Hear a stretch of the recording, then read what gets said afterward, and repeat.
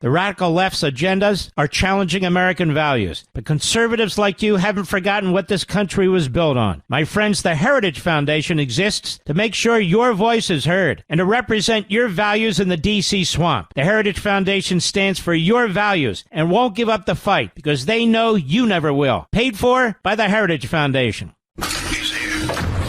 He's here. Now, broadcasting from the underground command post, deep in the bowels of a hidden bunker, somewhere under the brick and steel of a nondescript building, we've once again made contact with our leader, Mark Levin.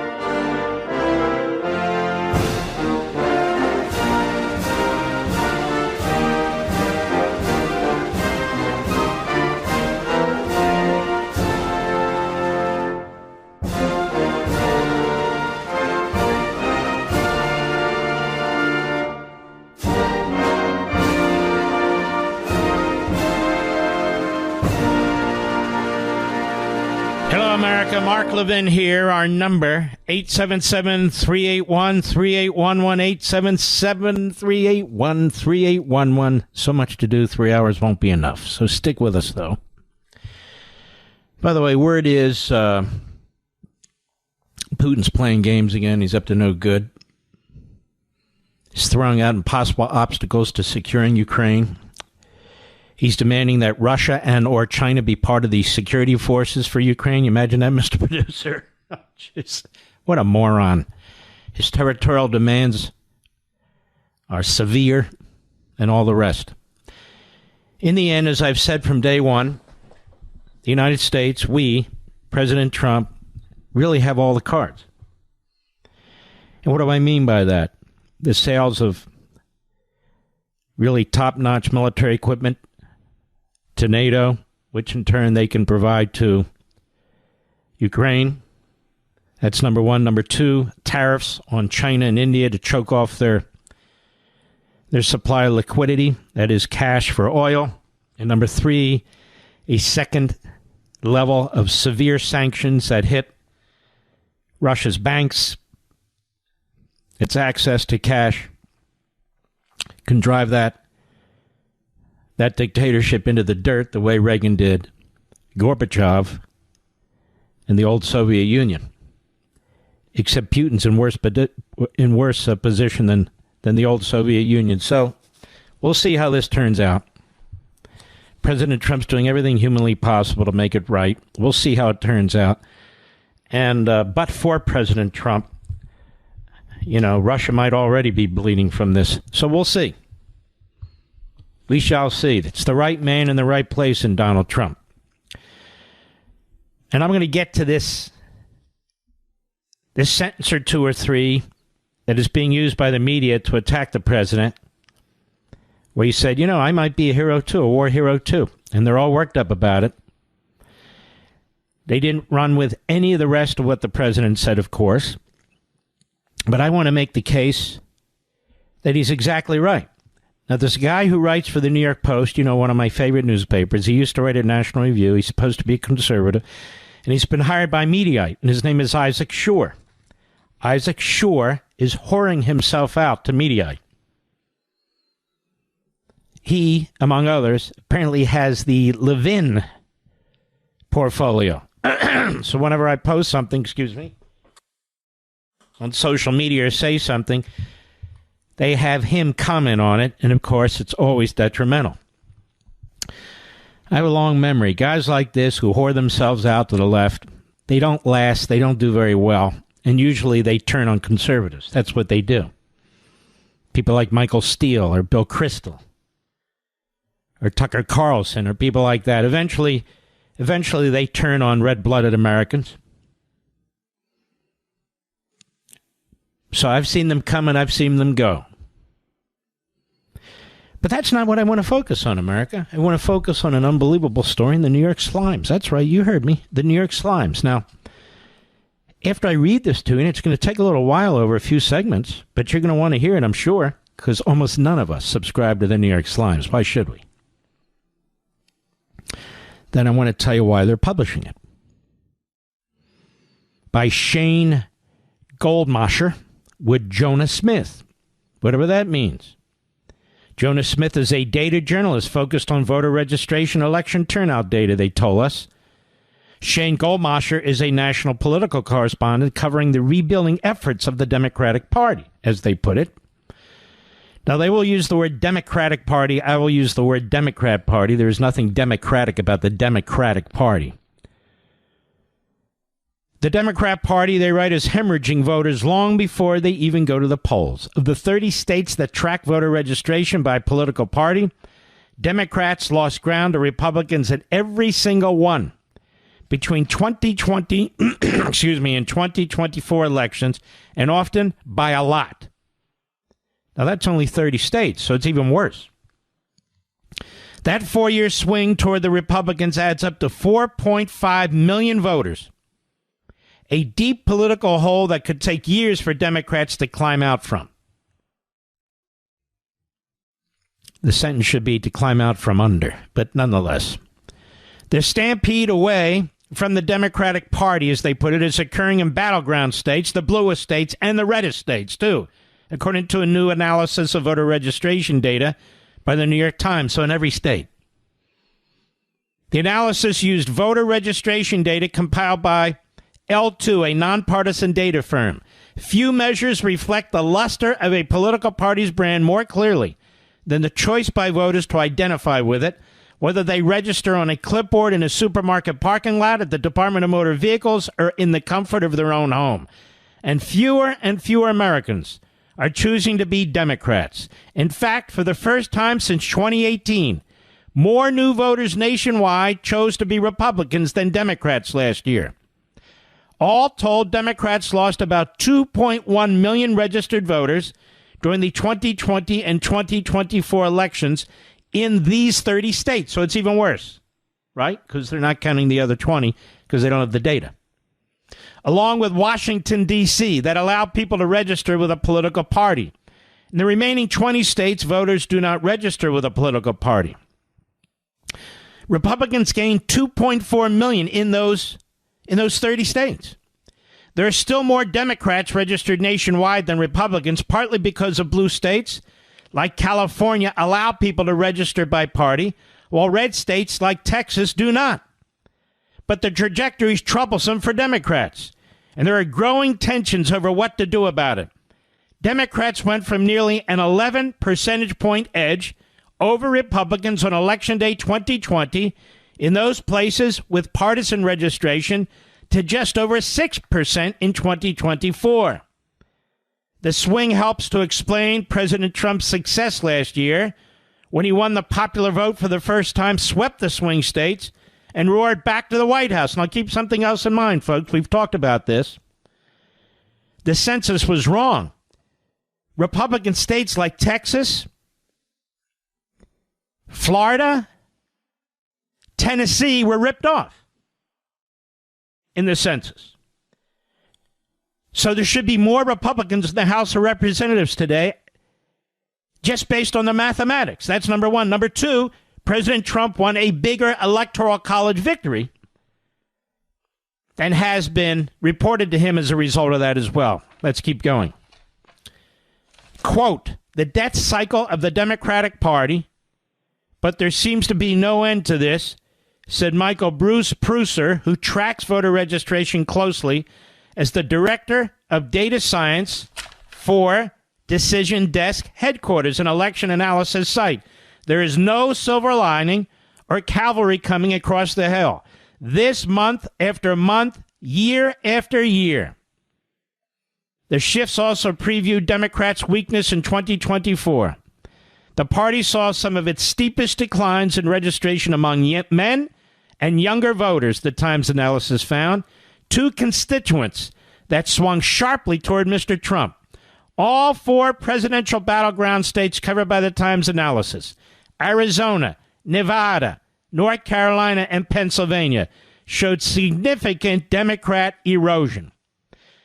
In North Carolina, Republicans erased roughly 95% of the registration advantage that Democrats held in the fall of 2020, according to state records as of this summer. In Nevada, Democrats suffered the steepest percentage point plunge of any state but West Virginia between 2020 and 2024. The share of voters choosing to register with either party went down after the state adopted an automatic voter registration system, but the Democrat decline allowed Republicans to briefly surpass Democrats earlier this year. Now, for many years, more and more voters have been registering as independents or unaffiliated, sapping both parties' roles. More recently, however, that growth has come mostly at the expense of the Democrat Party. Democratic strategists say the party's nationwide registration decline is hidden in plain sight crisis that must be reversed before the 2028 election. Consider this. In 2018, Democrats accounted for 34% of new voter registrations nationwide, with Republicans only 20%. By 2024, 6 years later, Republicans had overtaken Democrats among new registrants. In 6 years, the GOP share rose by 9 percentage points. The Democratic share dropped by 8. The Times compiled registration data from 1.2, compared it to state data, from L2, compared it to state records across the country to show the scope of the registration decline for Democrats, and interviewed more than 24 party strategists, officials involved in registration efforts. Quote, "We fell asleep at the switch," said Maria Cardona, a veteran party strategist and longtime member of the DNC. But Democrats are divided and flummoxed over what to do. For years, the left has relied on a sprawling network of nonprofits, which solicit donations from people whose identities they need not disclose, to register Black, Latino, and younger voters. It's an amazing story. Though the groups are technically nonpartisan, the underlying assumption has been that most new voters registering would vote Democrat. Mr. Trump upended that calculation with the inroads he made with working-class non-white voters. Quote, "You can't just register a young Latino or a young Black voter and assume they're going to know that it's Democrats that have the best politics," Ms. Cardona said. Behind the scenes, a fierce fight is underway over how Democrats should address their sagging voter registration numbers and which groups should receive funding to do the work. It's a battle with hundreds of millions of dollars at stake, pitting partisans against philanthropists and some of the Democrats' most important constituents against one another.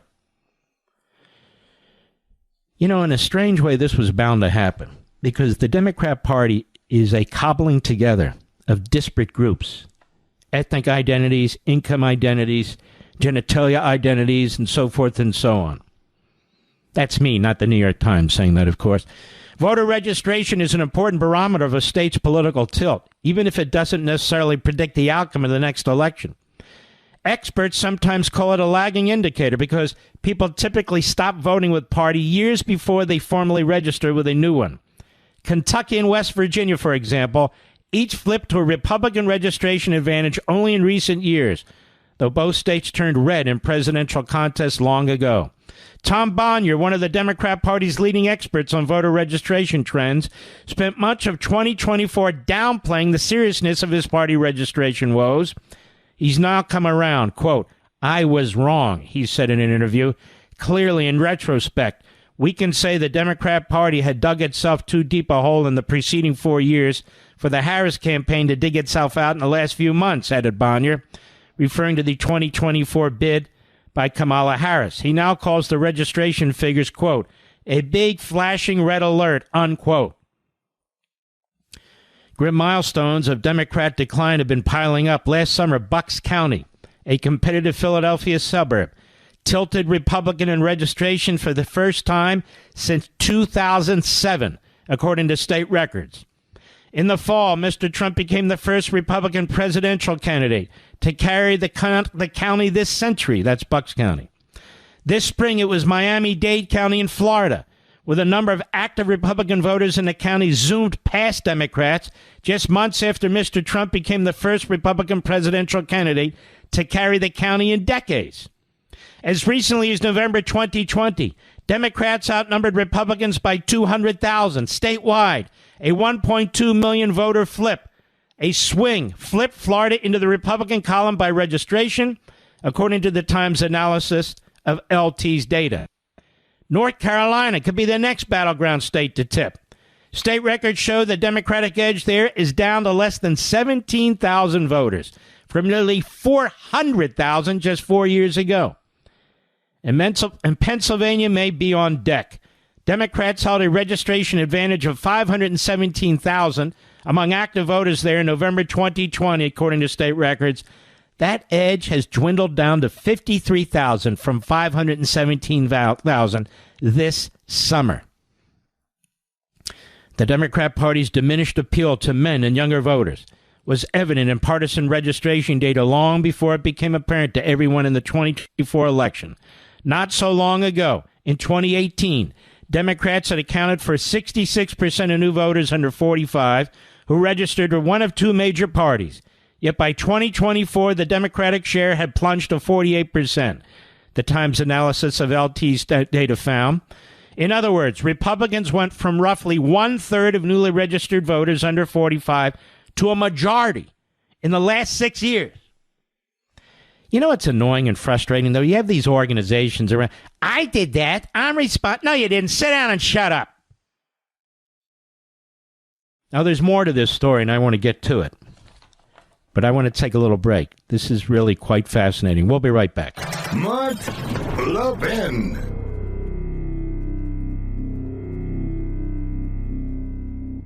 Folks, we're less than a year from the 250th birthday of our great nation. But sadly, far too many have forgotten what this country stands for. Why? Because they forgot or were never even taught how this country was founded, why it was founded, and who founded it. If we lose our heritage, we lose America. That's why the Heritage Foundation needs your help. They've created a resource not just to ensure that patriots like you don't forget about the American founding, but to equip Americans with the facts they've never learned in school. This resource, Why the American Founding Matters, explores the question of why it's so important to study the American founding and why the founding still matters today. Folks, don't wait. Get your free copy of this essay today at heritage.org/Levin, heritage.org/LEVIN. Now, included in this resource is a comprehensive timeline of the American founding from 1774 to 1800. You need to read it, folks, and so does everyone you know. So go to heritage.org/LEVIN now. That's heritage.org/LEVIN. Paid for by the Heritage Foundation. Mark Levin, radio's hell-raising intellectual. Call now, 877-381-3811.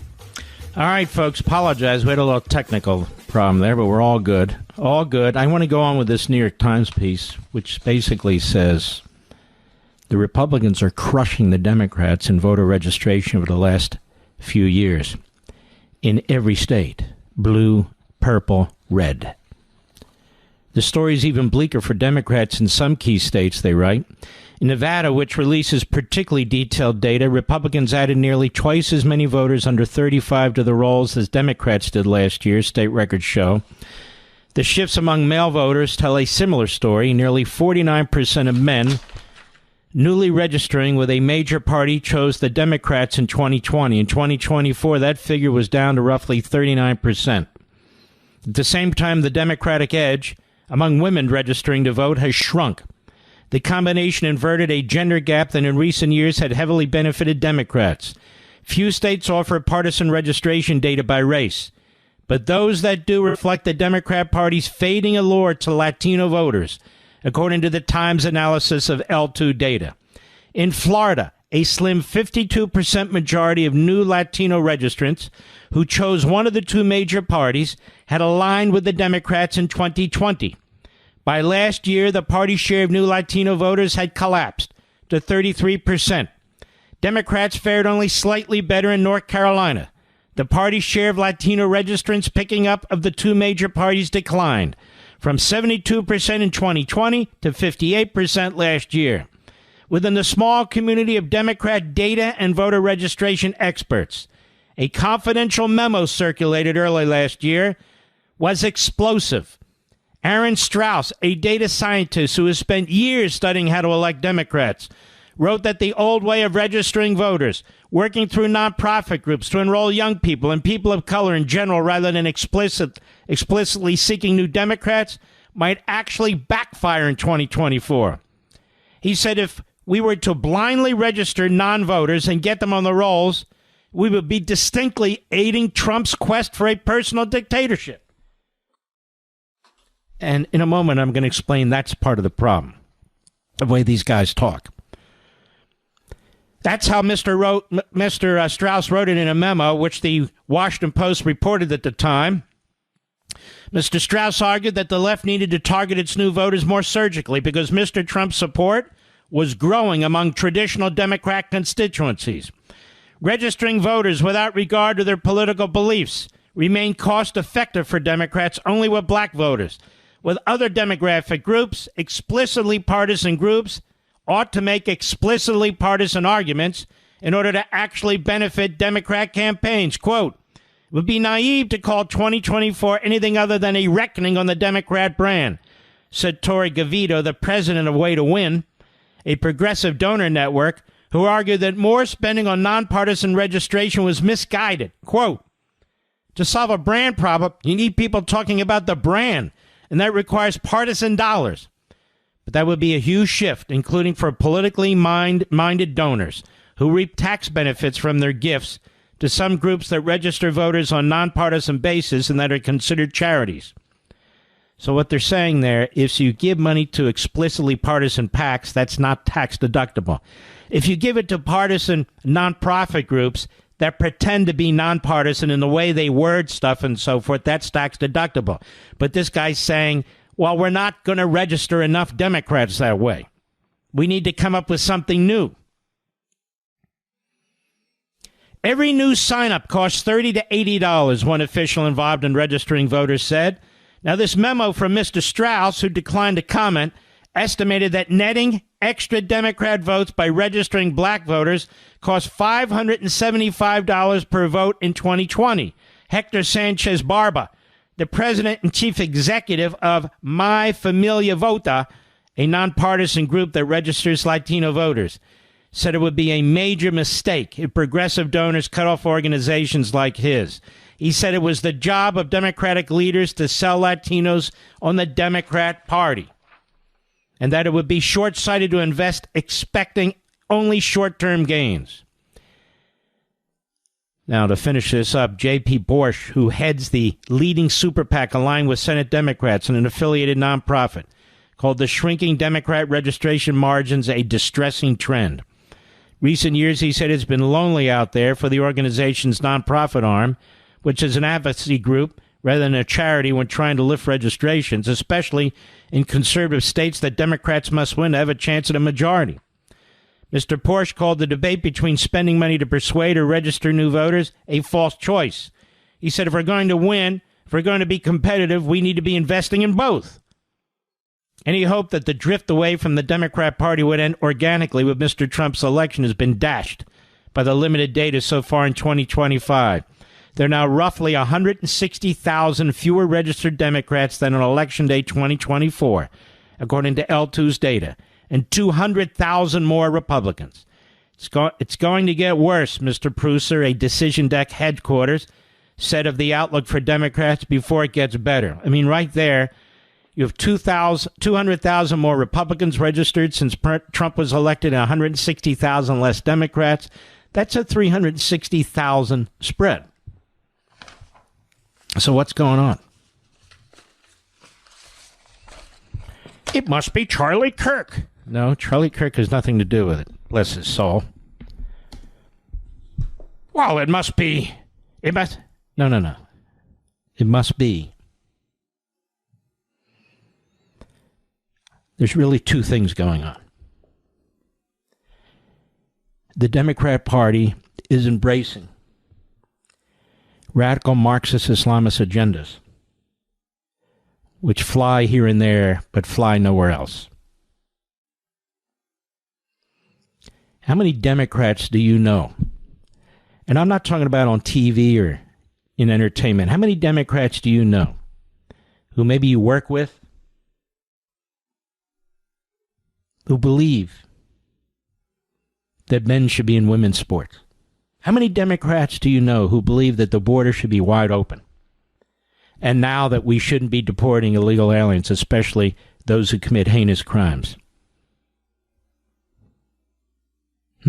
How many Democrats do you know who are jealous of billionaires or more focused on their own way of life and sustaining that? In other words, the Democrat Party is the party, as I've said over and over again, of Marxism and Islamism, and now thoroughly anti-Semitism and anti-Christianity. They're substituting Marxism and Islamism for Judaism and Christianity. American citizens, they're substituting for illegal aliens.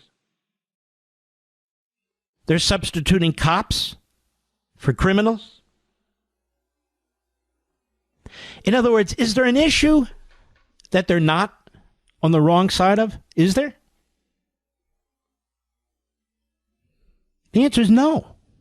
Can you think of a single issue in which the Democrat Party is on the side of the American people?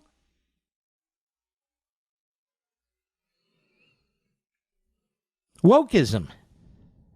Wokeism is clearly a Marxist, Democrat invention. Americans hate it. Americans hate it. See, here's what's fundamentally going on.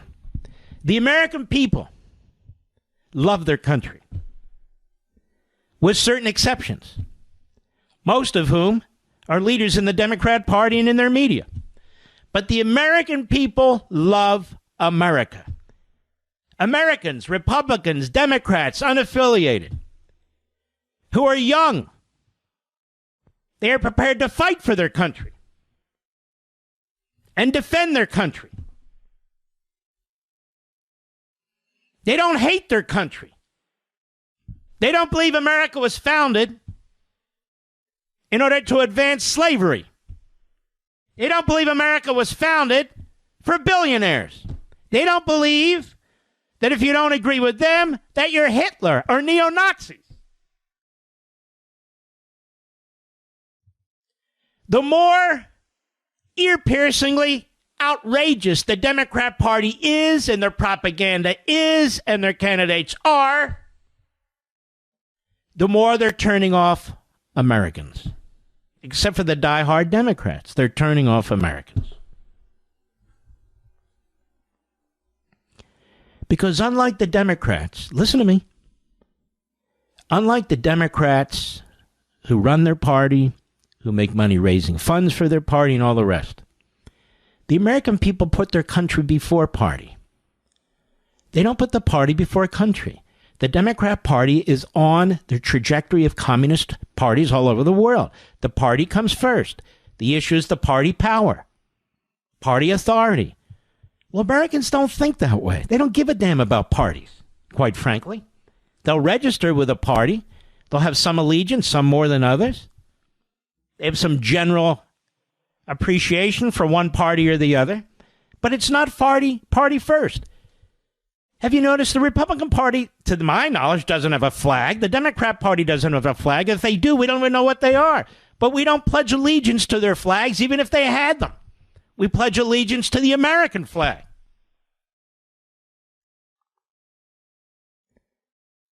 In many ways, the Democrat Party is destroying itself.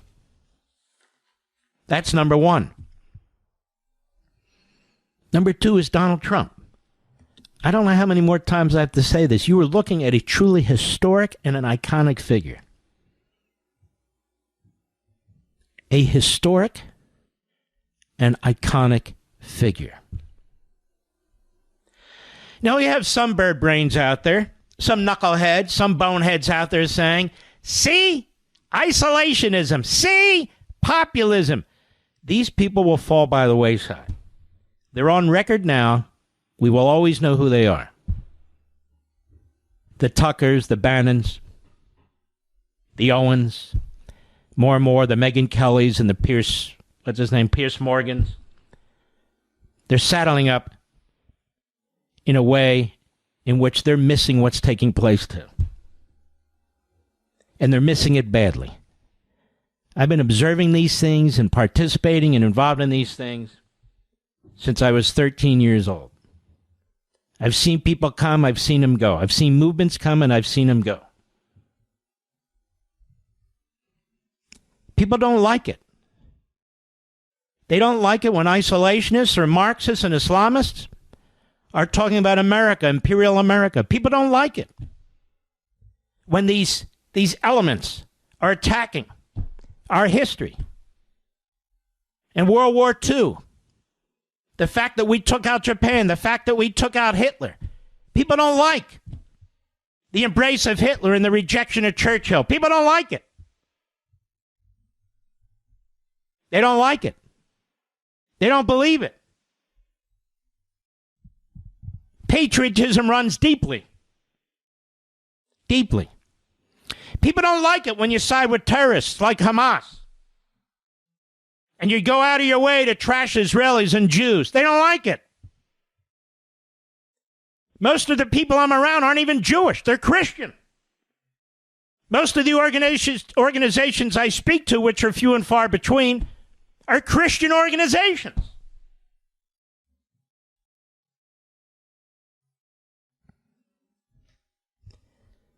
The fact is, that cabal of fake, MAGA, isolationist Jew haters is in a small minority. They live on the internet. They live in Mediaite. They live in the Drudge Report. They live on the fringes. That's where they live. That's where they get their clicks and their hits and their subscribers. And the Marxist Islamists? Their poison is spreading in this country. It's spreading in academia. It's spreading in the media. It's spreading in the Democrat Party. But academia and the media are not driven by the popular will. They have no connection to the popular will, to we the people. They lecture us. They indoctrinate us, or at least they try. And the Democrat Party? They're a party of this Marxist Islamist ideology. Why?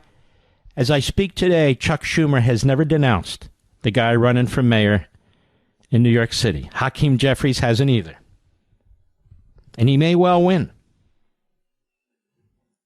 But the country's watching. The country's watching. And they don't like what they see. We don't like what we see. We'll be right back. Mark Levin.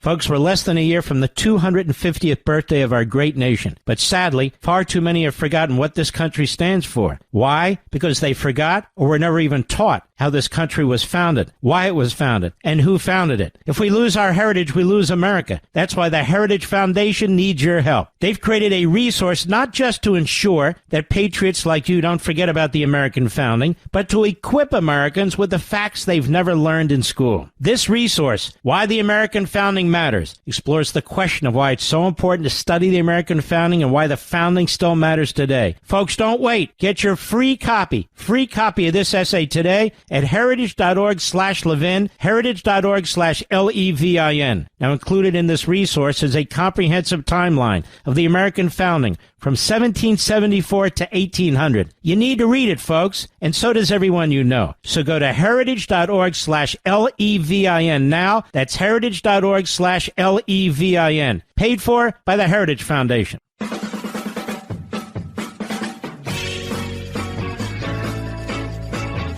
I'm very excited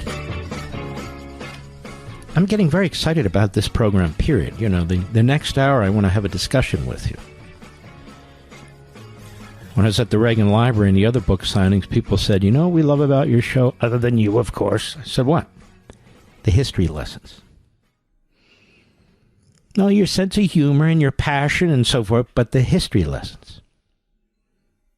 That's what we love the most. Well, that's a good thing, because I love them the most, too.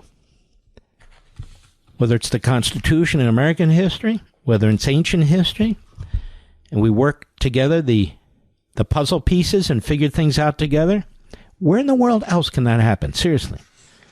Nowhere in mass media except here. Nowhere. But you know what's amazing, Mr. and Mrs. America? As this program gets bigger and more robust, we're on terrestrial radio, that means AM and FM stations, wonderful affiliates, beautiful. We're on satellite radio with our friends at Sirius XM, fantastic. We're on YouTube, we have our own channel. We're live streamed in hundreds of places, on hundreds of stations. We have our own app, the Mark Levin app, our friends at iHeart, who we've partnered with, the iHeart radio app. And even more platforms than that. I refuse to buckle to industry and trade publications. We don't spend one penny on those publications. And so what they do is they take the show from number 2 and they make it number 13 or 14 or 12. I have to expose this grift at some point of these phony trade operations and magazines. I have to expose it. Or they do the podcast. Look at these podcasts. Levin is number 35. I don't do a podcast. We podcast my radio show. If I did a separate podcast, we'd be near number 1. This segment of the podcast is exclusively sponsored by Pure Talk. Pure Talk offers great coverage and can save your family money on your wireless bill every single month. Go to puretalk.com to find the plan that's right for you. Thank you again for listening, and thank you so much for this sponsorship, Pure Talk. He's here. He's here. Now, broadcasting from the underground command post, deep in the bowels of a hidden bunker, somewhere under the brick and steel of a nondescript building, we've once again made contact with our leader, Mark Levin.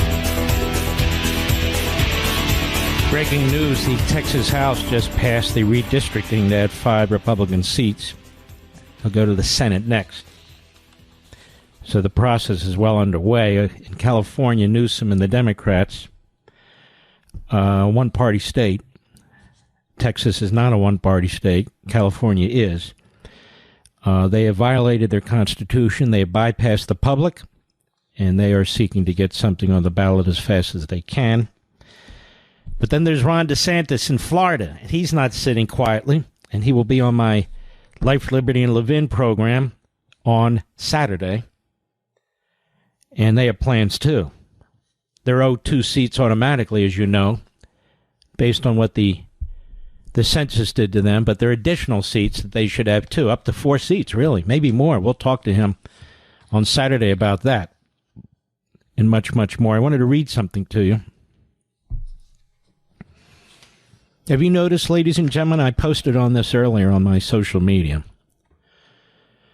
People live on social media. I do not. I find it to be a real snake pit. In any event, I post there from time to time, maybe 10 times a day, maybe 5 times a day. I'll send something to Mr. Producer.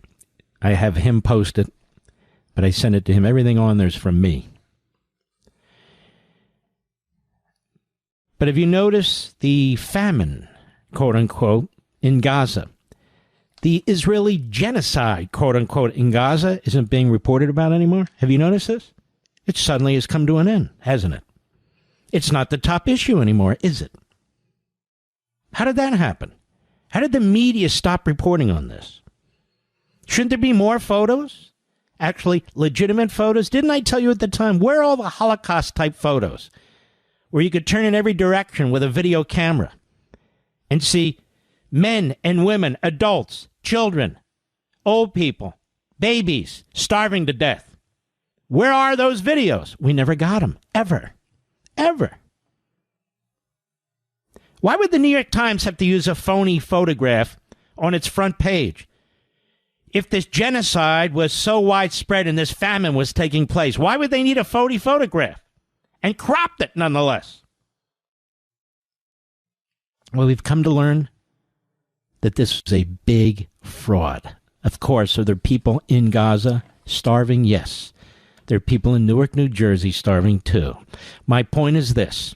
It was not a widespread genocide or famine, ever.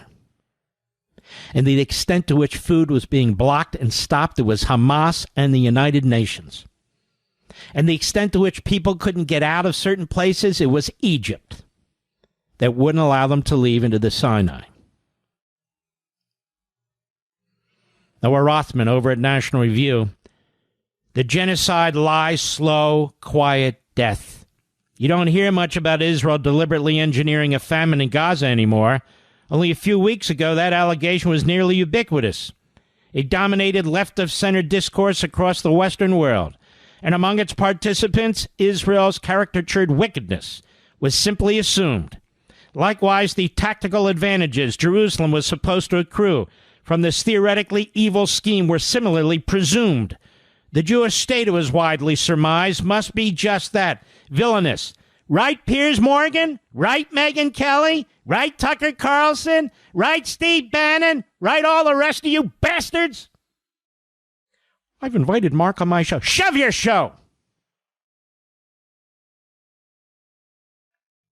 But the extraordinary claim persisted in the absence of equally extraordinary evidence for as long as it could.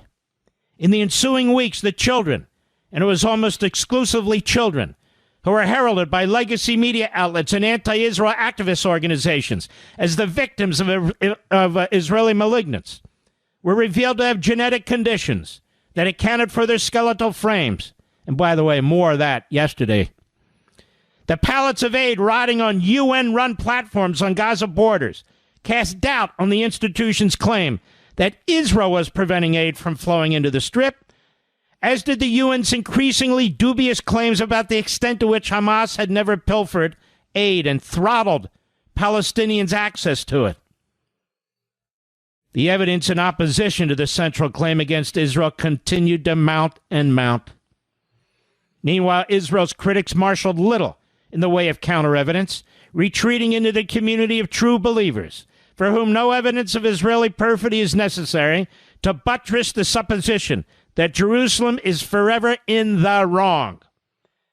It is about time, ladies and gentlemen, that you abandon these grifters, these frauds and phonies,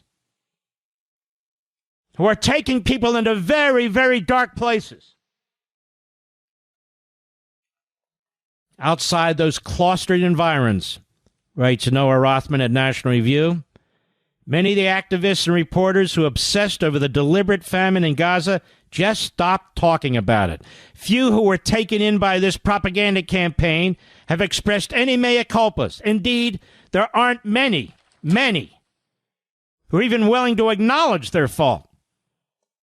But to her credit, Massachusetts Congresswoman Catherine Clark is not among them, he writes. Quote, last week while attending an event in my district, I repeated the word genocide in response to a question. The House Minority Whip told Jewish News Syndicate on Monday, I want to be clear that I am not accusing Israel of genocide. We have no reason to believe that Clark was engaged in anything other than the thoughtless, robotic repetition of the tendentious language with which Israel's pathological detractors flooded the discourse over the summer. Quote, we each have to continue to have an open heart about how we do this, how we do it effectively, how we take action in time to make a difference, whether that is stopping the starvation and genocide and destruction of Gaza, Clark had said in her offending remarks, or whether that means we are working together to stop the redistricting that is going on, taking away the vote from people in order to retain power.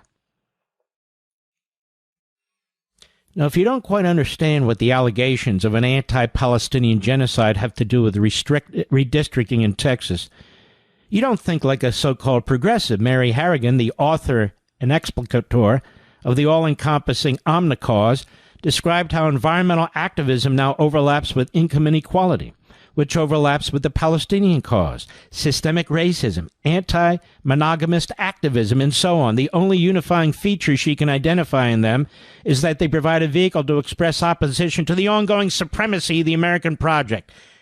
And therein lies the reason why the Democrats are losing voters and in voter registration. Right there. All the claptrap from the universities and colleges, from the Marxists and the Islamists and the Jew haters. In short, he writes, this sort of agitation is not a thoughtful endeavor. Its adherents discourage critical reflection on the tenets of their universalist faith. The goal is to enliven and activate America's critics, not to arm them with convincing arguments. If you cannot persuade your opponents, you might at least muscle them into quiet submission. Clark deserves credit for at least recognizing she was merely mouthing the rhetoric that was expected of her without applying any critical thought to what she was saying. Sure, her about-face was probably a result of prodding by Israel-backing interest groups, but pro-Hamas activists do not enjoy a monopoly on applying pressure to America's elected leaders. And at least now, Clark's position benefits from the preponderance of supporting evidence. Her backtracking is not an apology, but it's better than nothing. Now, her aside, have you heard apologies from our media? Of course not. Have you heard the isolationist, fake MAGA, Jew haters comment and apologize? Never.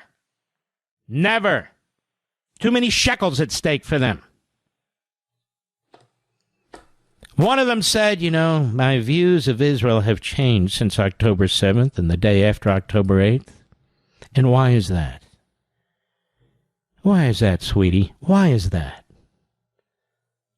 Why is that Megan who declared her love for me? Strange indeed, but she did.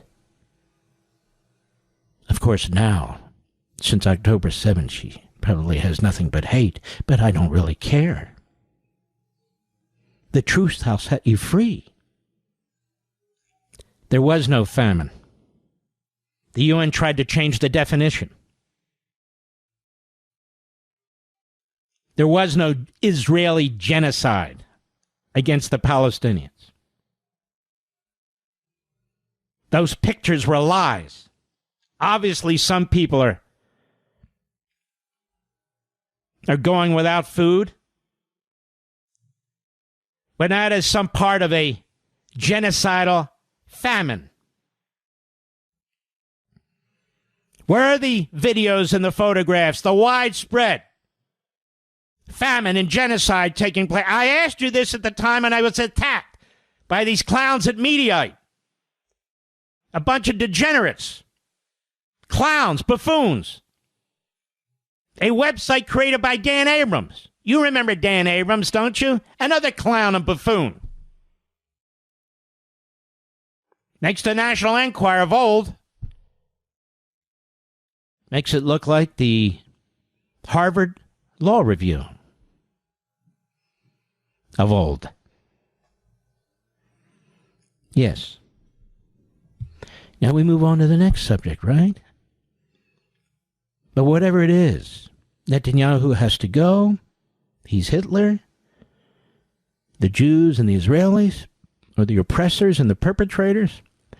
What a bunch of gutless scum out there. Gutless scum who live on the internet, who feed off each other, who interview each other, who pat each other on the head for their bravery.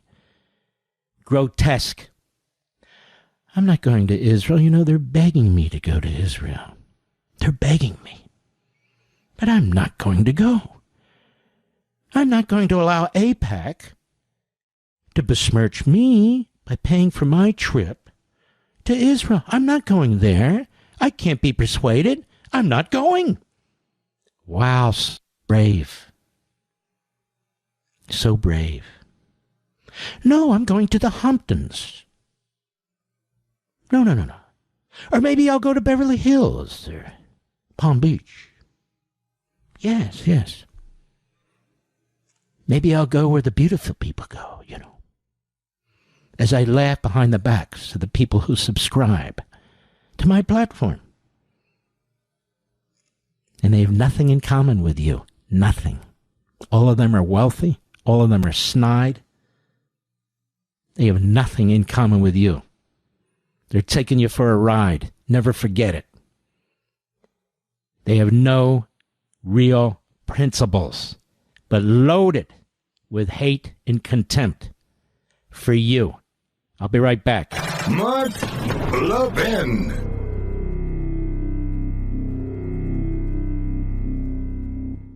How many times have you told someone, if it ain't broke, don't fix it? Now, that's great advice for most things, but not so much for a cell phone. See, over time, the battery life fades, the processor can't keep up, and it's fallen in the toilet perhaps one too many times. Fortunately, thanks to Pure Talk, your cell phone is something you can replace without feeling guilty. When you switch to Pure Talk this month, they're going to give you a Samsung Galaxy A36 for free with a $35 qualifying plan. Wow, just $35 a month for talk, text, and data, and a free Samsung phone, the scratch-resistant Gorilla Glass, and a battery that lasts all day. All on America's most dependable 5G network. Look, supporting companies like Pure Talk is a really good thing. You win by cutting your cell phone bill in half. They win by hiring more Americans and helping more veterans. Make the switch in as little as 10 minutes. Go to puretalk.com/Levin. That's puretalk.com/LEVIN to get your free phone today. Again, that's puretalk.com/LEVIN. Switch to my wireless company, America's wireless company, Pure Talk.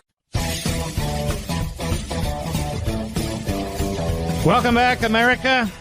One of my favorite states is New Jersey. My mother-in-law has a wonderful home in Bergen County, and my wife was raised in New Jersey. We spent a lot of time in New Jersey, Atlantic City, Ventnor, and Margate, being from Philadelphia. And there's a gentleman running for governor of New Jersey, Republican, who has a real shot at winning if you, Mr. and Mrs. America, turn out in New Jersey.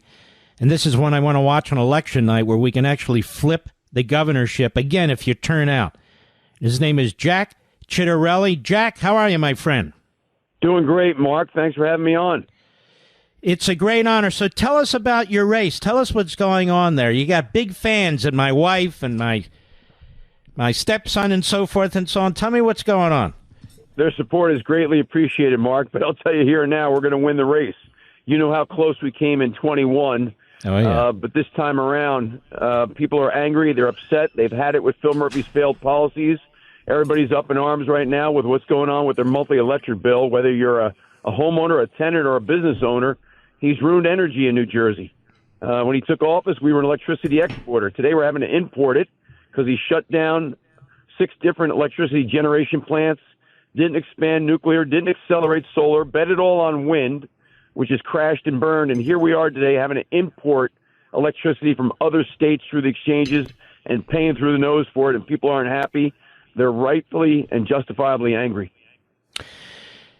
I don't think people know this, but you're pointing out the electricity bills in New Jersey are crazy.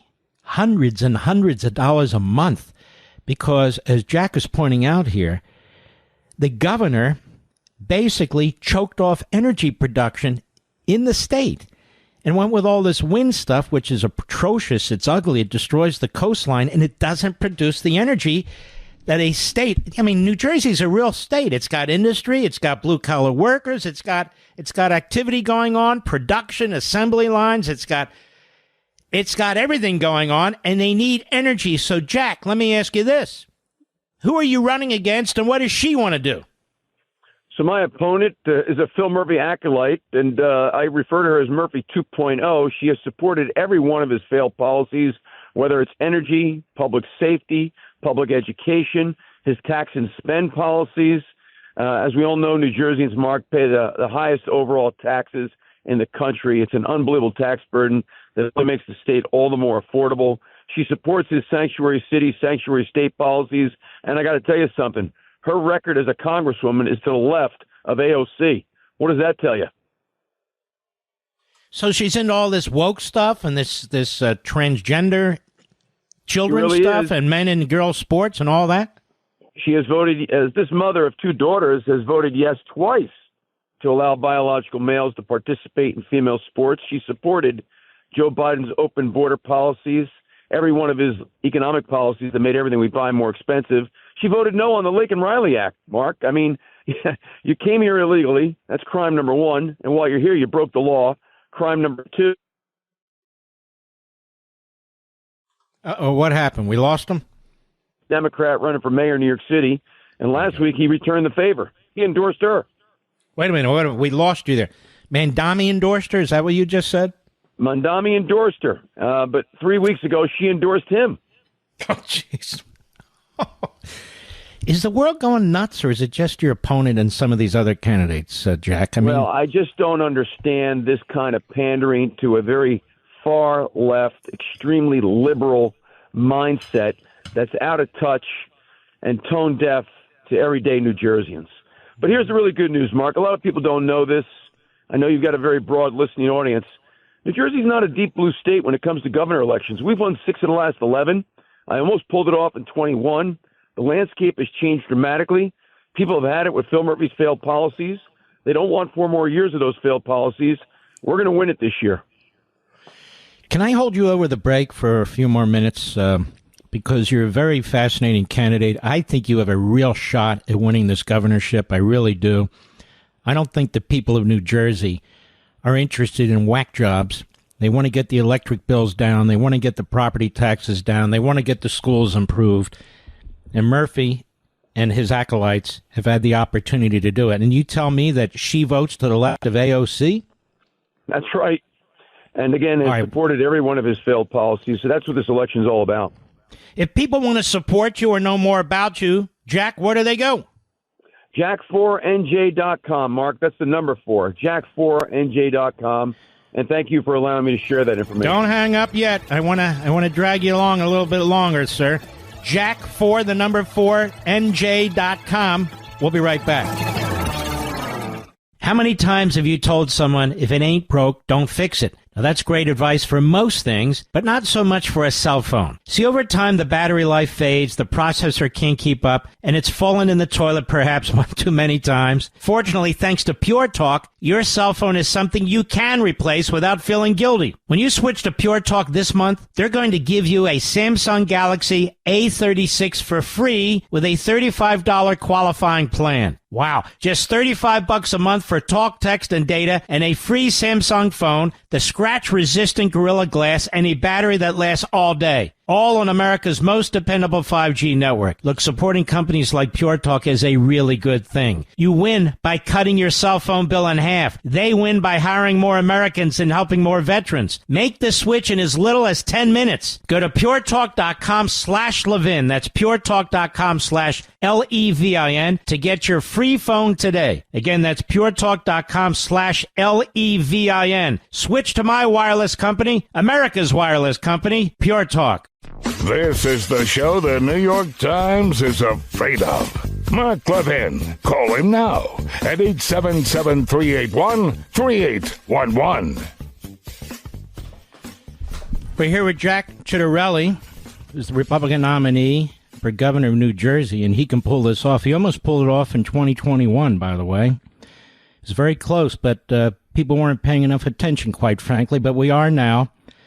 Well, Jack, I want to endorse you if it'll help you. Will it help you or hurt you? You let me know. Oh, Mark, that can't hurt one bit. Listen, you got a lot of influence. You got a large listening audience, and I do greatly appreciate you paying attention. I got to tell you, back in 2021, it was the Virginia governor race that got all the attention. But, when you look at Trump's performance in New Jersey from 20 to 24, in 20, he lost by 16 points, and there I was running for governor 12 months later. People didn't think I had a shot in hell.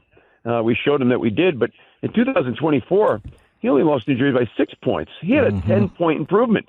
That was the largest swing of the 50 states. And no, it didn't produce a win, but a 10-point improvement is a 10-point improvement. And my point is, if I could follow up a 16-point loss with a 3-point loss, I could certainly win after a 6-point loss. And the other thing I share with people, Mark, is in the 46 months since I ran for governor in 21, new Republican registrations have outpaced new Democratic registrations every single month. Today, the gap between the two parties has improved for Republicans by 300,000. It's amazing. Yeah, it's amazing. 100,000 fewer Democrats in the state and 200,000 more Republicans. And I think it's because we're right on the issues and people have had it with Phil Murphy's failed policies. Yeah, Phil Murphy has embraced the radical left in his party. And you have a congresswoman who's running who is the radical left in their party. Are you able to raise enough money? Because TV time is expensive there. You have the New York market and the Philadelphia market. You're spot on, Mark. But in 2021, despite the pandemic, which really made a campaign very challenging, especially for a non-incumbent, we raised more money than any Republican gubernatorial candidate in history in New Jersey, and we've already crashed that record this time around. So the answer is yes. And because the nation is paying attention, I'm just guessing here because I don't know for a fact, but I really do believe there's going to be outside entities that are going to invest in this race as well. So thus far, we've been matching her dollar for dollar, and I believe we'll continue to do so, but we'll have more than enough to deliver a win this time around. Again, if people want to help you, Jack, where do they go? Jack4nj.com, and that's the number 4. Jack4nj.com. It'll tell you my policy positions. You'll see all the various coalitions, Vets for Jack, Teachers for Jack, Women for Jack, on down the line. And, of course, there's an ability there to really easy to contribute to the campaign as well. I want to get back to this issue because when I was in New Jersey just a month or so ago, everybody was complaining about their electric bill. Everybody was complaining about their electric bill.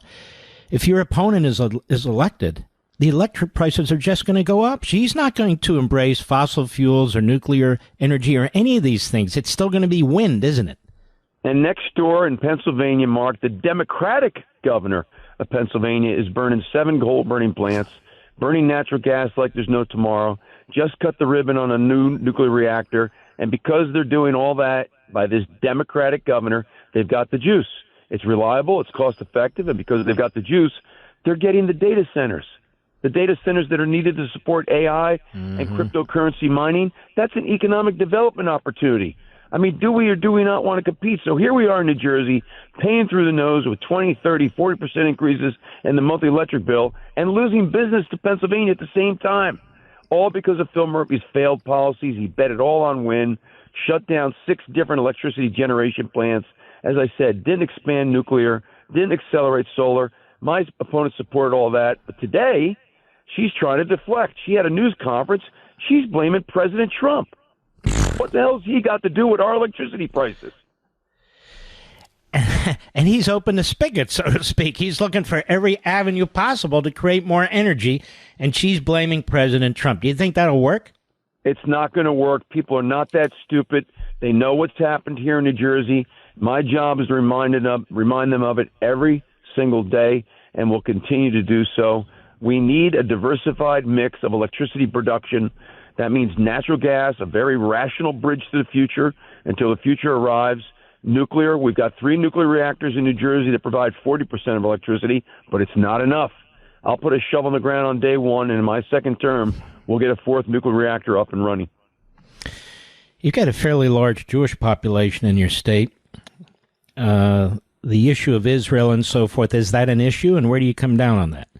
600,000 Jews called New Jersey home, Mark, and just last week I came back from my campaign trip to Israel, which I really enjoyed. I went in 21. I went again here in 25. Very important trip to our Jewish community. It shows that I stand with them. Israel is a sovereign nation that has every obligation to protect its citizens and rid the region of terrorists. And that's what they're doing with this war on Hamas. But another objective the press really hasn't covered, I've got to grow our economy. And the way to do that is by attracting foreign investment. New York does $14 billion a year in bilateral trade with Israel. New Jersey does less than $2 billion. What does New York have that New Jersey doesn't? I was there to tell them they don't have anything we don't. Come do business in New Jersey, and I'll tell you, if Mondami wins in New York, Yep. I'm rolling out the welcome mat, Mark. That's fantastic because people will have an alternative. And even the people in New York, many of them, they may not want to leave the area. They may want to move to New Jersey, you know. Absolutely. Let me ask you this. Your opponent, is she one of these diehard radical left-wing Democrats on that issue too? She is. I mean, as I said before the break, she endorsed Mondami.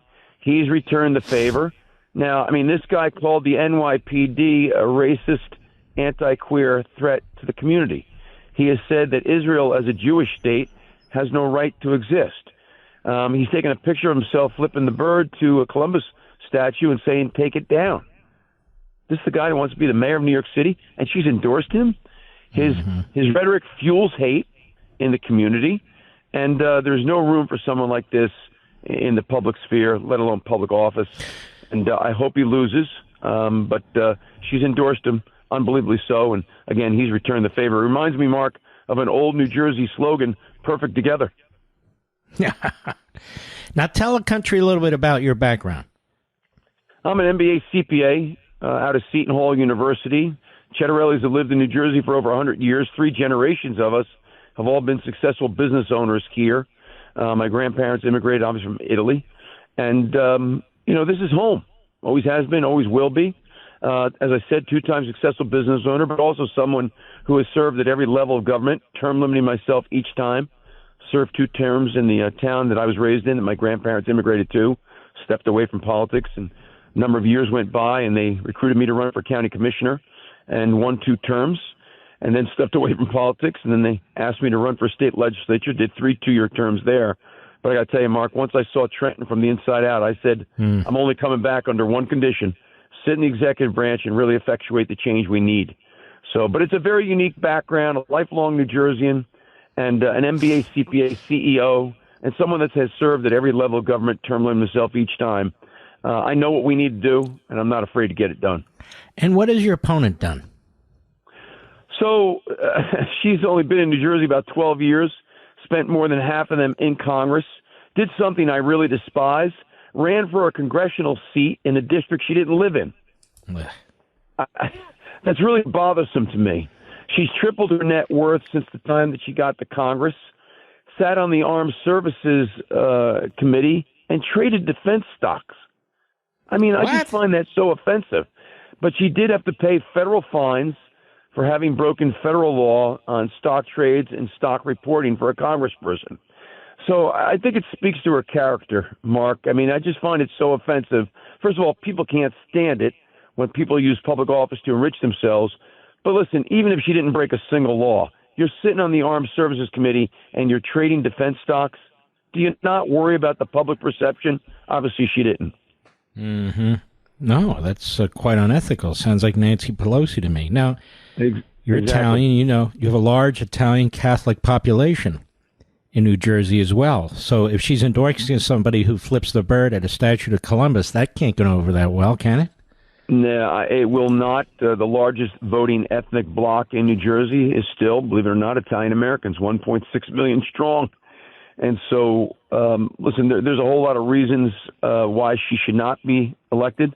I think she's disqualified herself in a number of ways already, but we're not taking anything for granted, Mark. But I will tell you, again, I only have 2021 to compare it to when I thought we were going to win and came so very close.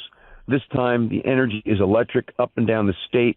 And I'm not just talking about Republican circles. My goodness, the day after my primary win, I went into the heart of her congressional district, my opponent, and had a Ciattarelli for Governor rally.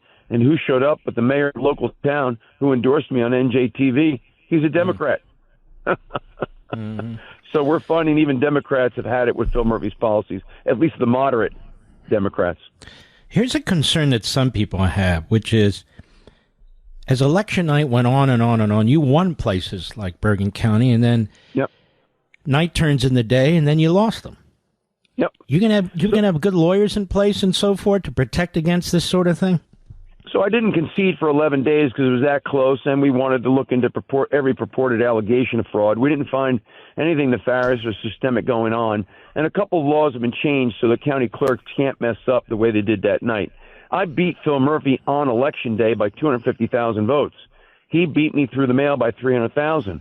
And a couple of clerks, including the one in Bergen at 10:30, 11 o'clock, put up a vote count that they said was 100% reporting. It was 100% of in-person Election Day machine vote counts on which I won. And then people went to bed, but then the clerk went back and started scanning the vote by mail ballots, and a 10,000 vote victory turned into a 10,000 vote deficit because he beat me through the mail by 20,000 in Bergen County.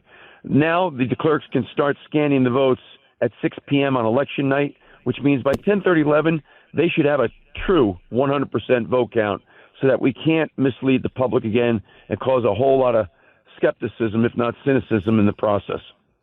Do you have any big endorsements? Not that that is the end-all and be-all. I'm just curious. Well, the president has endorsed my candidacy, and I'm honored to have it. We're getting the endorsements of the unions, which I'm honored to have, and I expect other ones to be coming shortly. It's still a little soon. Those things come fast, quick and fast, right after Labor Day, and I think the next time you and I get together, I'll have some really good news to report. All right, ladies and gentlemen, this is a incredibly important race in New Jersey. I mean, it's a game changer, and Jack Ciattarelli is really a serious candidate, a very important, a strong candidate, the strongest candidate the Republicans have put up in a long, long time. And I want to encourage you and my audience, I've just endorsed him to help him. Go to jack4nj.com for New Jersey, obviously, jack4nj.com.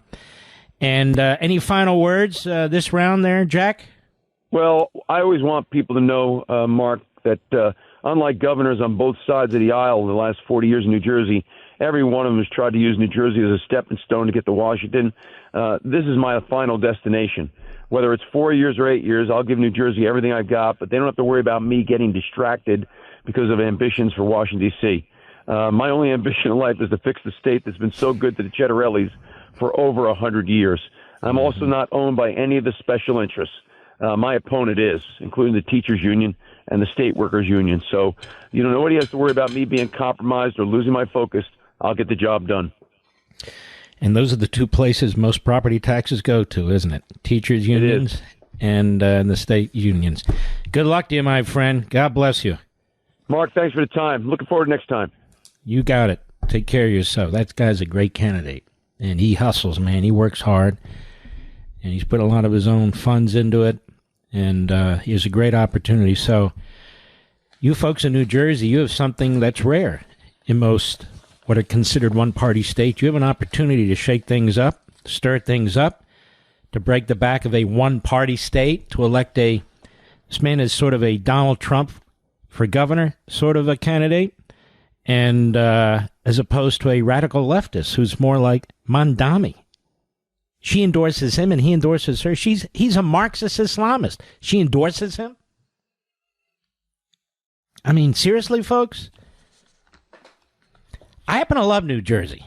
We go to New Jersey all the time. Families in New Jersey, as I just said, and I have to say, the best delis in the world. All right, whether you like it or not. That's the way it is. And I'm sick and tired of these elitists that come in, claim to be union and blue collar and support the working men and working women while they're driving their electricity. I couldn't hear enough about this electricity stuff. Okay, then throw the bastards out who drove up the price. I'll be right back. Mark Levin.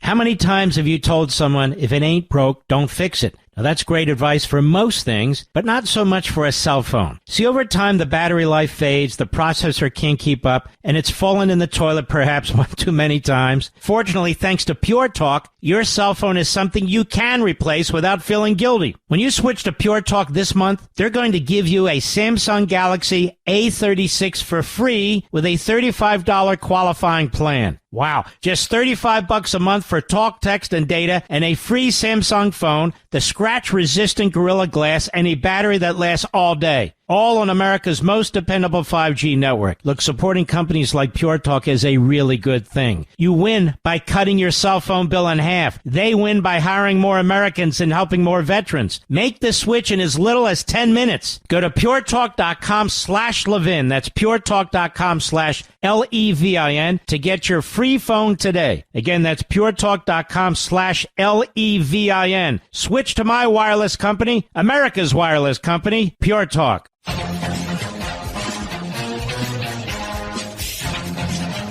We've got an incredible hour next. We'll be right back.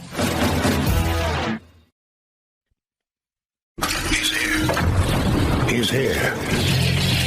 Now, broadcasting from the underground command post, Deep in the bowels of a hidden bunker, somewhere under the brick and steel of a nondescript building, we've once again made contact with our leader, Mark Levin.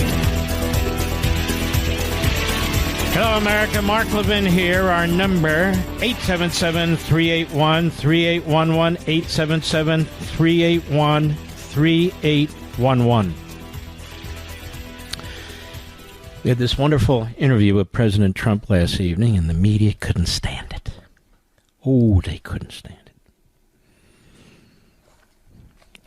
The president, when he does a one-on-one interview and he's not constantly interrupted or attacked by Democrats dressed up as journalists and hosts, he really gives a compelling interview. He's very, very interesting, very sharp. It all comes across.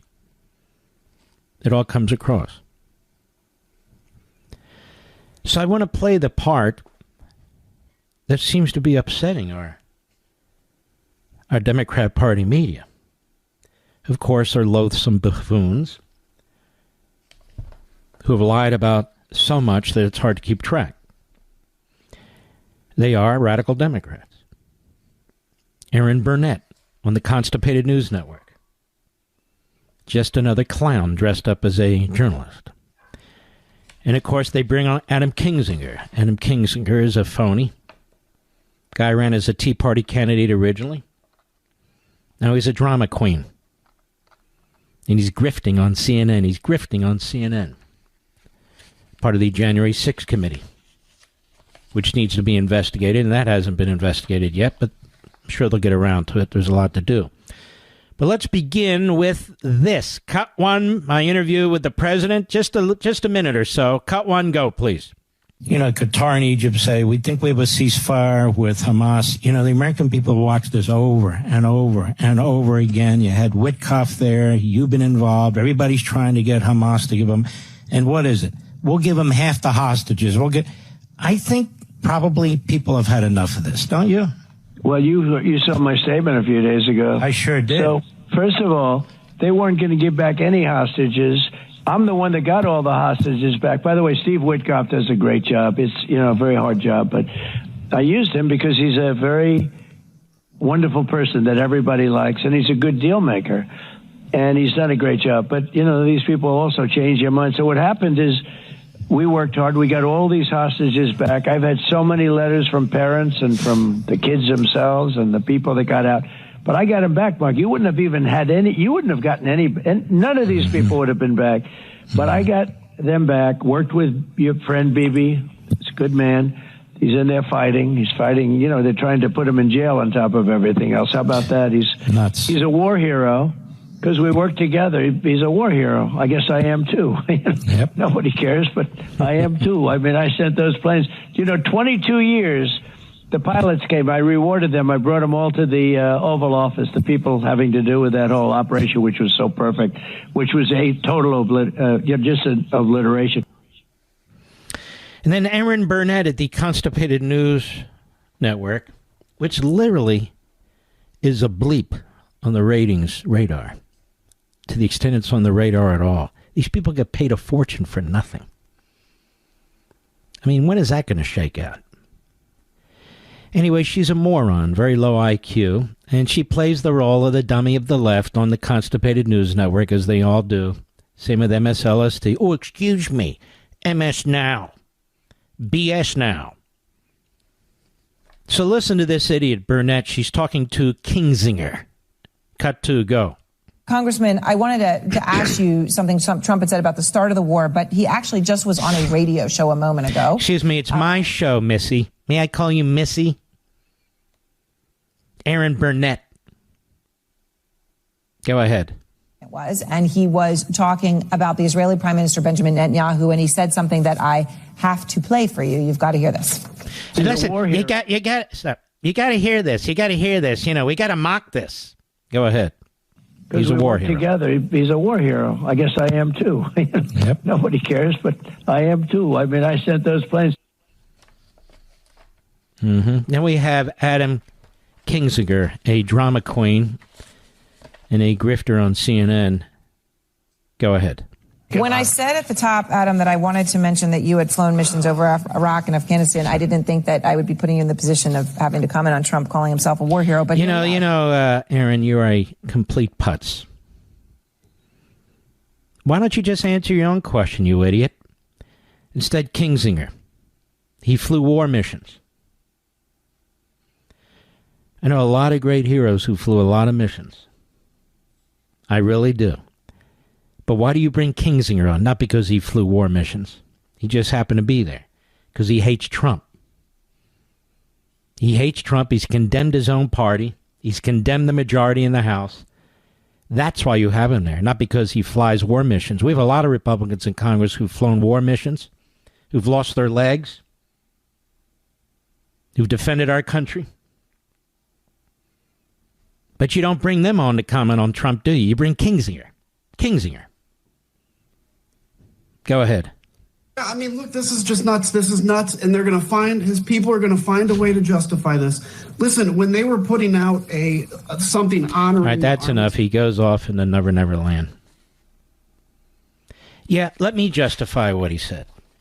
See, they hate him and they hate Netanyahu. But they love Biden and they love appeasers, pacifists. Oh, yeah. They even love these moron fake MAGA who go out there, the isolationists, who they keep quoting and they give them headlines and on and on and on. Netanyahu, number one, is a war hero. Now, let me tell you who else was a war hero. Abraham Lincoln. The Civil War. He's the commander-in-chief. He didn't fight in any battles. One of the greatest war heroes in humankind. Let me tell you who another great war hero was. I don't even like his politics. Franklin Roosevelt. Leading our country during World War II. He didn't fight in any battles. But he was the commander-in-chief. A war hero. Let me tell you about another war hero who didn't fight in any battles. Ronald Reagan, who defeated the Soviet Union. Three great war heroes who never saw battle. And then there's Donald Trump. We have two Bushes, one Clinton, one Obama, one Biden, all said that there's no way Iran is ever going to get a nuclear warhead or nuclear missiles on their watch. It's what they said. And they did nothing. Zero. So it falls to Donald Trump. And he has to make a decision. And fake MAGA isolationist Jew haters are all talking about how this is going to lead to World War III. They've never apologized. Have all said Israel's going to drag us into a war. Israel has never dragged us into a war. What war did Israel drag us into? None. But it doesn't matter. Facts don't matter when you're a bigot. And if the mission had gone wrong, like when Carter sent helicopters to deal with Iran, it went terribly wrong, Donald Trump would have taken all the blame as a failure. But it went beyond perfect. It really did. And those sites were obliterated. Prior presidents said they wouldn't put up with it, and he was the one who ended it. The prior president, Biden, was funding it. He was funding the enemy. But they try to mock Trump. The fact is, Netanyahu is a war hero, and the fact is, so is Trump. He didn't have to fly a bomber. He didn't have to fly a jet fighter. He didn't have to actually see personally combat. He was the commander-in-chief. He was in charge. And he made the right decision. He made the right decision. It was a great interview, not because of me, because of the president. And what he said was accurate. But the media, you know how the media operate. They're mindless. They're repetitive, they're boring, they're predictable. They're left-wing and they're Democrats. The only reason Adam Kinzinger is on CNN isn't because he flew jet fighters or bombers. That's not why he's there. It's not why he's there, the moron. He's being used, and he likes it. He likes it. He's turned on his president. He's turned on his party. He's being used. It's the same reason John Bolton's on CNN. I like John Bolton. It's because he attacks the president and he attacks his own party. That's why John Bolton's there. These are the Republics who show up on these networks. Michael Steele on MSNBC, I don't think he flew any jets. Why do you think he's on MSNBC, former RNC chairman? Because he trashes his president and he trashes his party. That's why he's there.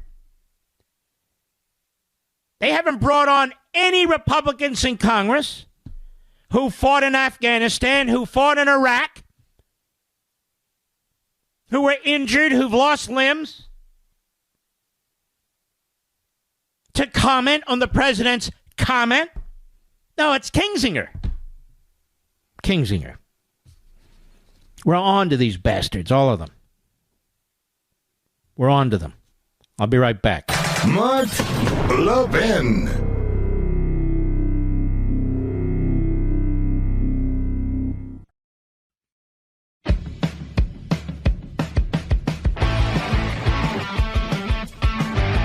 I want to read something to you folks. Yes, from On Power. I hope you have your copy. Hope you'll get your copy. I deal a lot with Marxism in this book, not exclusively, but that's what we're dealing with right now in this country, Marxism and Islamism. And I write, I turn to Marxism, which, despite its various versions, provides the greatest, albeit not exclusive, threat to the American experiment. In fact, Marx directly and often denounced natural law and individual liberty, that is, our Declaration of Independence, as all would-be autocrats must. For example, in the Communist Manifesto, Marx stated the following. Now, I'm telling you this not just merely because it's history, but because, as they say, history repeats itself, and you're hearing the Democrats talk just like this. He wrote, the selfish misconceptions that induce you to transform into eternal laws of nature and of reason, the social forms springing from your present mode of production and form of property, historical relations that rise and disappear in the progress of production, the misconception you share with every ruling class that has preceded you, what you see clearly in the case of ancient property, that you admit in the case of feudal property, you are, of course, forbidden to admit in the case of your own bourgeois form of property. This is his very thuggish way of saying, when you look at history, which is all about economics and materialism, you people today, you so-called capitalists, you're no better than the worst of the feudalists. And by now, this should be familiar, as I write, not only because of the early discussion of Marxism in the book, but the earlier highlights from Woodrow Wilson's writings. For Marx and his progeny, this is important. The idea of individual rights is the problem. It is, he argues, and I tell you this because of Mondami, because of Bernie Sanders, because of Tlaib and Omar and AOC, and this growing element within the Democrat Party. It is, he argues, that is individual liberty and individual rights, intended to keep individuals as islands unto themselves, disconnected and isolated from each other. Each jealously guards its own interests, including property, and sees others as adversaries and antagonists rather than as part of a society or a social being. Now, this produces, he writes, he argues, a dehumanized and hollow man, remarkable considering what we know about Marxism's unspeakable inhumanity. For the broader society, Marx contends that capitalism produces neither liberty nor equality, but rather inequality and self-centeredness. To be truly liberated, the individual must go through not only a political transformation, but a social revolution. That is, cutting all social bonds to religion and even family, destroying the existing society and remaking human beings. Everything they have been taught, experienced, and think must be abolished. After all, he alleges the bourgeoisie control all aspects and nature of the political and social arrangements that spring from capitalism. Therefore, every bit of it must be eradicated. Now, I want you to listen to this. This is from Marx. Abolition of the family. Even the most radical flare up at this infamous proposal of the communists. This is him writing in the Communist Manifesto. On what foundation is the present family? The bourgeois family based on capital, on private gain. It is completely in its completely developed form, this family exists only among the bourgeoisie. But this state of things finds its complement in the practical absence of the family among the proletarians and in public prostitution. Now, proletarians were the working bees and the bourgeois were the, landowners. So proletarians in our country today would be the broad middle class. So you don't have families, he says. Of course, he didn't know there would be a broad middle class either. He was wrong about everything. I'll go on. He writes, the bourgeois family will vanish as a matter of course when its complement vanishes, and both will vanish with the vanishing of capital. Do you charge us with wanting to stop the exploitation of children by their parents? To this crime we plead guilty. But you say we destroy the most hallowed of relations when we replace home education by social, that is, by government education. And your education, is not that also social and determined by the social conditions under which you educate, by the intervention, direct or indirect, of society by means of schools? The communists have not invented the intervention of society in education. They do but seek to alter the character of that intervention and to rescue education from the influence of the ruling class. They want to rescue it from the family, from parents.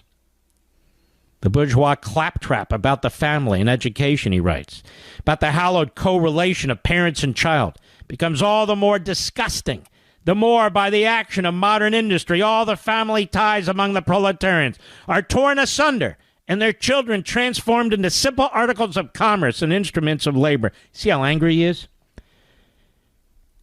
This is where Montgomery County, Maryland, Loudoun County, Virginia, all these counties in our country, all these school boards in our country, get the idea that there's no such thing as parental rights. They get it from Marx.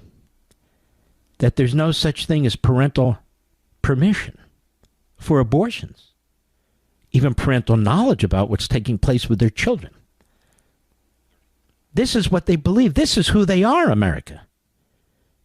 This is why this book is so important. I do all the research. I've done all the work, and I've done it as a happy warrior. On Power. You see things going on around you, see things being done to your family, your property, your children, and on and on and on. There's a reason for it. Get your copy of On Power, Amazon.com, Barnes & Noble, Walmart, any retailer. By the way, Costco has it on sale for like $16, $17. Mark Levin, the thunder on the right. Call in now, 877-381-3811. All right, let's take a few calls, shall we? Yes, we can. Kurt, Duluth, Minnesota, on the Mark Levin app. I remember Kurt from Duluth, Minnesota. Kurt, how are you? Good, Mark. How are you? Good to talk to you again. You too, sir. You were at the Reagan Library. I was. It was a worthwhile event, great experience, and it was. You spoke earlier about this crazy world we live in, and it didn't seem that way there. It was a very good experience. I agree. It was a lot of fun with regular patriots, wasn't it? Yes, it was. Very. It was a blast. All right, what you got? Anything else? Well, I'm calling as a short-time listener, a lifetime follower. I just want to talk about your book on power, and I just can't thank you enough for the knowledge that you have given us over the years, especially with this book on power. Knowledge, I guess, if knowledge is power, which I think it is, On Power does not disappoint. And reading On Power, I think, will give anyone power to do what is right in upholding our institutions, whose establishment has cost us so much. And it's just in educating others. It's just it's a priceless gem. You know what? You're very, very kind. No, I don't know Kurt other than having met him, and I remember him because he was from Minnesota. You came a long way to come to the Reagan Library, and I want to thank you for that. And the people in that line, did you get to know anybody in front of you or behind you, Kurt? 5 in front of us and 5 behind us at least, and then all throughout the Reagan Library, there must have been 20 more people. Isn't it amazing, the camaraderie that's built there? I just love that event every couple of years. I love it. Yes. Yes, it was great. And the food was amazing. It is. Yeah. Kurt, I want to thank you, brother. Fantastic. It was a pleasure to meet you. You take care of yourself, too. And God bless you. Appreciate it. Folks, if you look at the real comments on Amazon.com, I'm not talking about the ones that say, Mark sucks, that kind of stuff. But if you read the real comments, I think you're going to really get a good handle on the book. And, we have a dear friend, Giovanna. And her husband is a dear friend, Ken. And she read the book. She's a top lawyer. Big time lawyer. Very smart. And she said to us, she was at the Reagan Library. She read it twice. She underlined it. She doggy-eared it. And enjoyed it very, very much. Now, that's a big test right there. Another one, my mother-in-law, Sylvia. She's been reading it, going through it. That's a big test, too. She loves it. So I tell you this from friends and family alike. And there's our friend Kurt from Minnesota, who loves it. Let's go to Doug. Clifton, Virginia. I actually know where that is. The great WMAL. Yes, sir. One of the many problems that these Democrats and liberals have is they don't know what a hero is. They think a successful athlete or movie star or musician is a hero. But what a hero great is point, really man. Person, great point. Go ahead. A hero no worries.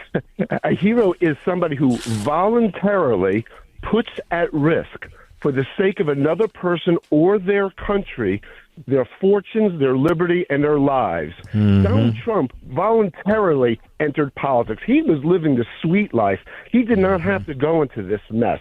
And these Democrats and liberals and in these fake, phony, fraud court cases have been trying to put him in jail. He's had to spend millions and millions of dollars to defend himself. And heck, he was almost assassinated. If he had not moved his head and only his ear had been hit, he could have lost his life. So as far as I'm concerned, he's checked every box. You know what? This is such a great call. You're such a great caller. And those are excellent points. Absolutely excellent points. Yeah, he's a war hero for what he did, and he's a hero, period, for what he's gone through. Good for you. Doug, don't hang up. We're going to send Doug a signed copy of On Power. Don't hang up. We'll get your full name and address, my friend. Fantastic. Let's go to a caller who is calling from a location I wish I was at right now with my wife. We love Ocean City, New Jersey. Love it, love it, love it. Greg, that's where you're from. XM Satellite, go right ahead. Hi, Mark. Thanks for talking with me. Now, are you actually on the island there, the Barrier Island? I am. I am on Central Avenue between 31st and 32nd Street. And how close are you to the ocean? I could, if my arm was what was like 20 years ago, I'd be able to throw it to the beach. That's just, isn't it? I love that place. And the food is unbelievable. Yeah. It just is. And you can go to Margate and eat other stuff, too. And oh, yeah. Go right ahead, my friend. Yeah. I was, going from your discussion about Kurt's, about Adam Kinzinger and him being a quote-unquote spokesperson that Nicole Wallace relies on.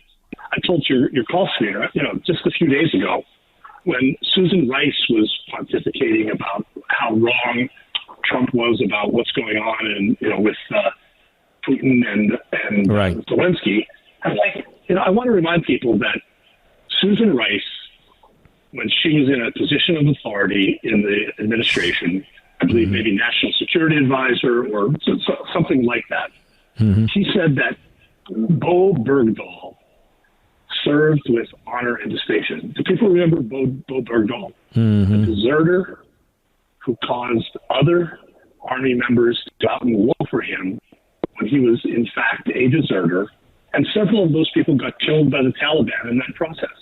So, that is not serving with honor and distinction. Yeah, no, you're right. It's loathsome. Greg, I got to go. The connection's bad, but great points. Great points. Let's continue, shall we? Yes, we can. Pete, Albany, New York, XM Satellite. Pete, go right ahead, please. Hello, Mark. It's a pleasure to talk with you. We're both Pete. former prosecutors. I've listened to you. No, I'm not a prosecutor. Litigator, but not a prosecutor. Okay, all right.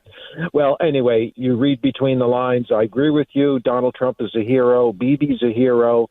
Donald Trump, I applaud him and his efforts to try to bring peace throughout the world. Bibi's a tough man. He's doing what he has to do. God bless Israel. I'm Catholic, but we need each other. And Israel is the center of our culture. And you mentioned Judeo-Christian symbolism, which to me is very, very important. We need the Ten Commandments. We need morality. We need family. Marx is full of baloney. The Democrats look for anti-heroes. They look for anti-heroes. They look for weak people, and then they build them up. I think, I don't know if you like Taylor Swift, and I kind of like a couple of her songs. I don't really care, to be honest. I know a lot of people do like her, but what do I know? There's one, I agree with you, but there's one line she said in there, it must be exhausting always rooting for the anti-hero. And I never forgot that line, because that's what the Democrats do. They continually root for the people who don't accomplish anything, who are anti-society, That's a great point. Can't accomplish much. We've got great callers tonight. No, that's a great point. They're rooting for the illegal alien. They're rooting for the criminal. They're rooting. Yeah, it's a great point. All right, my brother. Thank you for your call. No, it's a great point. We'll be right back. Mark Levin.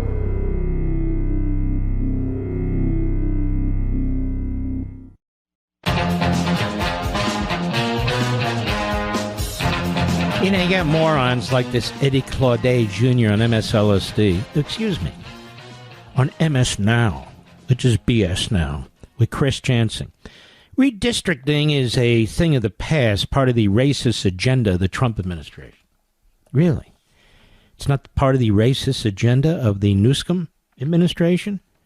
Or that fat slob governor of Illinois? Or that weirdo who's the governor of New York? No? And Obama's now traveling the country? He's excited. He's motivated. He's cheering on. Gerrymandering. Is he a racist too? Is he? Could be. Katie Porter. Very unpleasant person in every respect. In every respect. 2026 is our only chance to put a check on Trump's effort to trample our Constitution. Trample our Constitution. I would like to know exactly how. If there were a real reporter anywhere, he's trampling on the Constitution. Michael Steele. What a moron that guy is. What an embarrassment to his family that puke is. The reality is Trump wants to take the DOJ, FBI, military, and make them his personal cadre of enforcers. At what price did they buy you, Steele, over at MSLSD? You're one of the biggest jackasses in broadcasting. But there are many, so you're part of a large group. We have Ken Martin, the DNC chair, on BS Now. What we're seeing is Trump's authoritarian regime is a march towards full-on fascism. This is why they're losing support. People are sick of their big mouths, their stupid comments, their low IQs. They offer nothing to the average person, nothing, zero, except bullcrap. They've been talking about Hitler and dictatorships in his first term, in his second term. Well, where is it? Where is it? I don't see it. Do you see it? Where is it? Let's go to Lee, Pittsburgh, Pennsylvania, XM Satellite. I think that's my wife's one of her favorite cities. Go ahead, Lee. How are you? Yes, sir. Yeah, we'd love to have you and your wife here in Pittsburgh. But, well, first of all, I want to congratulate you and your Steelers for finally getting a quarterback last month. And I know that was a harrowing experience, but there he is. He's here, and we're just resting him now. We don't want to ding him up before we get started. No, that's right. You don't want to tick him off. Yeah. No.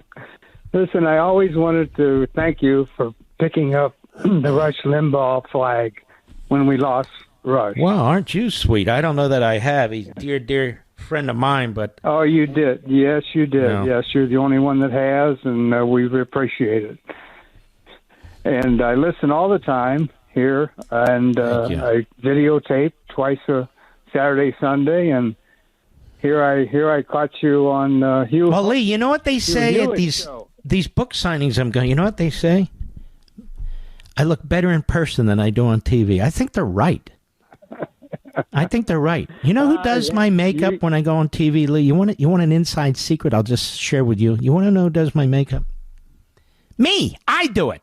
I have 2 compacts. I fluff it on, take about 2.5 minutes, and then I sit down. That's part of the problem, isn't it, Lee? All these other people, they're caking up the makeup. They got the eyelashes going. They got the lip gloss. Me, Mr. Schmuck, I just put on a little powder here. A little powder will do you.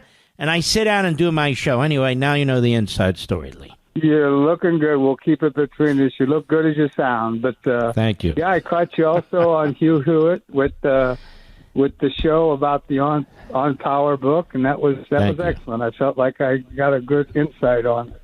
Thank you. But with these wars going on, and they're trying to make peace and all, but we've always had war with Israel, certainly, and now Ukraine and Russia. There's a quote here on our memorial in town, and it's from Plato. And he says, "Only the dead have seen the end of war." It's so true. And yes. That's why when these people say, we're tired of the forever wars, I think to myself, you're misstating what you're talking about. You're tired of getting into wars that we shouldn't get into. But forever wars, until evil is abolished, and it never will be here, and before man is perfected, and man can't be perfected here, there's going to be violence, and there's going to be wars. And if you were somebody who reads the Bible, that should become fairly obvious to you. It's not that you're happy about it. It is what it is. Amen, yes. And that Plato quote was so insightful to me, that only the dead have seen the end of war. So God bless them. Listen, you're terrific. Don't hang up. I want to get your full name and send you, cholera. And I want to send you a signed copy of my book. So don't hang up. You're very, very kind. Keep up the good work. Thank you, brother. Mary Jane, Palm Springs, California, the great KNWS. How are you? Hi, Mr. Levin. I'm good. How are you? Let me look. I'm good, thank you. And the makeup job you do, what you wear, everything is perfect. Don't change a thing. Now, well, you know what's weird? May I be honest, Mary Jane? The kids come into the bathroom and there's a trash can in there. I'm at the sink and it's near my studio, and they see all these little what do they call these sponge triangles or whatever they are. I'm putting makeup on and so forth and so on, and the girls say to me, "You know what? Dad, you use more makeup than we do." Now, that is embarrassing, Mary Jane. I have to tell you. Mr. Producer, would you take Mary Jane's number so we can give her time tomorrow, please? I appreciate it. I want to salute all you heroes out there. Thank you so much. Grab your copy of On Power. I want to thank Mr. Producer, who's sitting in for Mr. Producer, Mr. Call Screener. Everybody's fantastic. Keep hope alive.